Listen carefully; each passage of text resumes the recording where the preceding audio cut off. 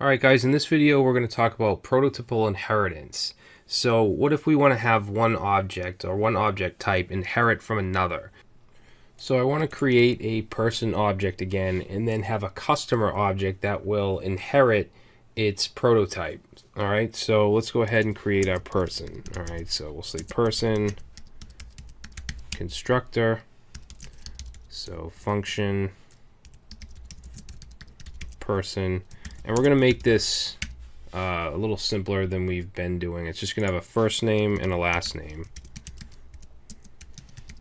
If you want to add more properties, you can do that. But we're just going to set this dot first name equal to first name, this dot last name equal to last name. Alright, so that's our person constructor.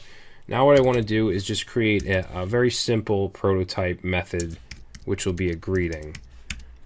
So we'll say person dot prototype dot greeting.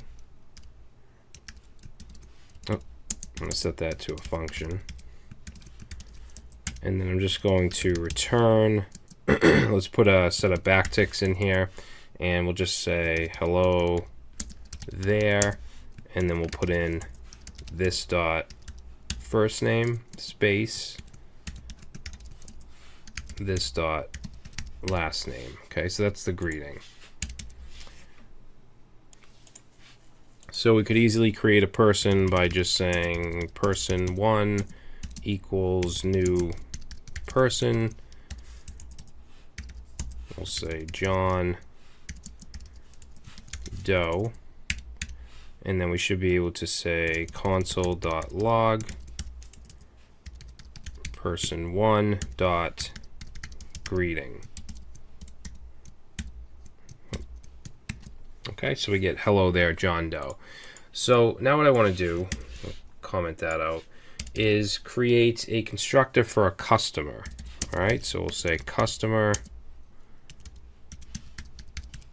constructor, so function customer.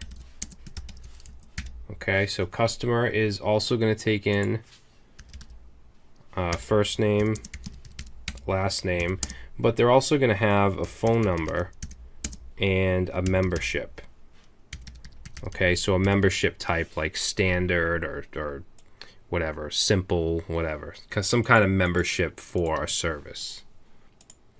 Now what we want to do here is we want to call person. Okay, so we want our person constructor, we want to say dot call. Okay, so call is a function that allows us to call another function from somewhere else in the current context. Alright, and the first parameter of this is actually going to be this. And then after that, we want whatever properties are in the constructor that we're inheriting. In this case, it's just first name and last name. Alright, so we want to include those. And then after that, whatever extra properties we have for customer, we need to just assign like we would normally. So this dot phone equals phone, and this dot membership equals membership.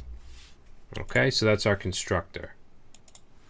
So now we should be able to create a customer.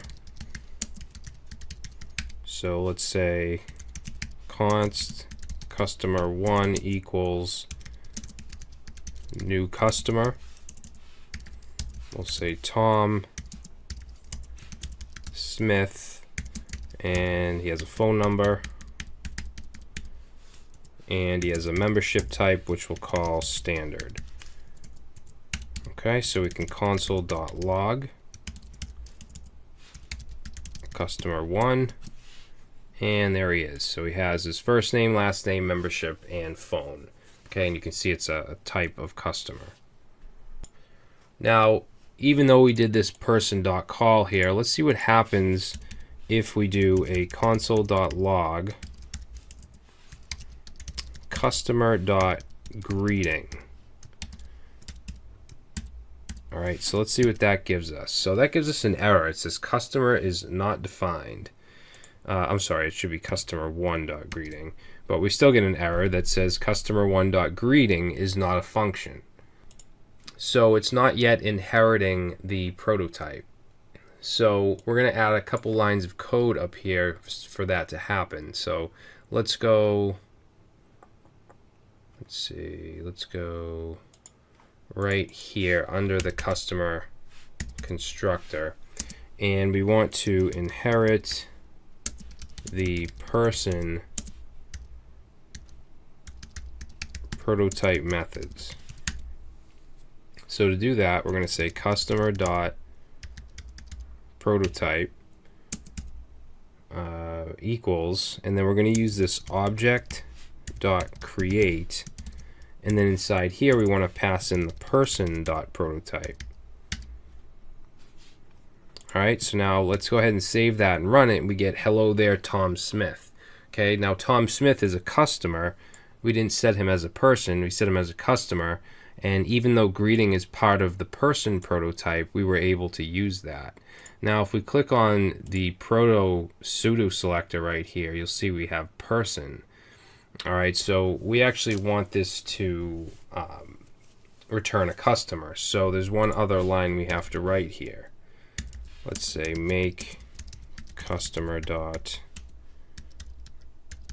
prototype return customer. So we're just going to say customer dot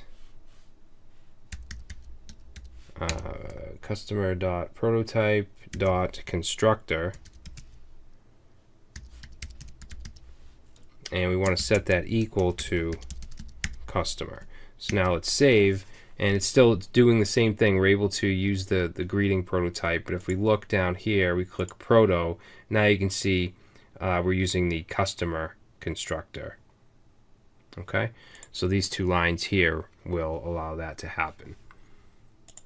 Now we should be able to overwrite person prototypes with new prototypes. So if we wanted to create a separate greeting, okay, if we want to create a separate greeting for a customer, we should be able to do that. So let's go, let's see, we'll go right here. And we should now be able to do customer dot prototype dot greeting. Set that to a function. And let's grab the same, let's grab this right here, this return. Put that in there, and we'll just say hello there, the name, and we'll say welcome to our company. And save. And then you can see the hello there Tom Smith, welcome to our company. Now if we were to call the person greeting up here, comment that out, that one is just hello there John Doe, because the person greeting doesn't say welcome to the company. Okay, so we can overwrite it, but any prototype method that we add to the person will now be accessible through the customer. Okay, and that's how we can do inheritance.